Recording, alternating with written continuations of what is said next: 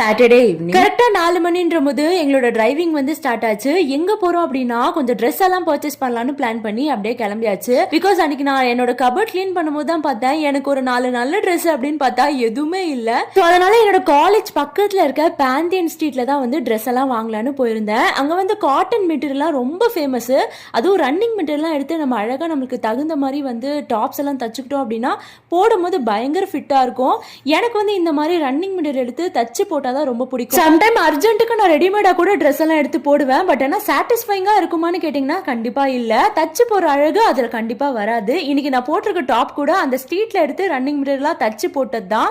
இப்போ வரைக்கும் 2 வருஷம் ஆகுது, எந்த ஃபேடும் ஆகல. கரெக்டா அப்படியே ஃபிட்டிங்கா வந்து எனக்கு இருக்கும். ஸோ அதனால பாந்தியன் ஸ்ட்ரீட்ல மெட்டீரியல்லாம் வாங்கிட்டு கோடம்பாக்கம்ல என் ஃப்ரெண்டு வீட்டுல அவங்க அம்மா சூப்பரா ட்ரெஸ் எல்லாம் தைப்பாங்கன்னு சொன்னாங்க. அதனால அவங்க கிட்ட கொடுத்துட்டு எல்லாத்தையும் அழகா தச்சு கொடுங்க ஆண்டின்னு சொல்லிட்டு அங்கிருந்து அப்படியே கிளம்பிட்டு வர வழியில ஒரு அம்மன் கோயில அர்ச்சனை பண்ணி சாமியெல்லாம் கும்பிட்டுட்டு பக்திகரமா வீட்டுக்கு வந்தாச்சு. வீட்டுக்கு வந்து கண்ணாடியில பார்க்கும்போது தான் தெரிஞ்சிச்சு நான் ஒரே பூவு போட்டு வலையில கம்பல்னு ரொம்ப மங்களகரமா கண்ணாடியில தெரிஞ்ச நம்மளே என்னைக்காவது ஒரு நாள் தான் இந்த மாதிரிலாம் தெரியுமா, அதனால அது ஆதாரமா இருக்கணும்னு சொல்லிட்டு வீடியோ எல்லாம் எடுத்து வச்சாச்சு.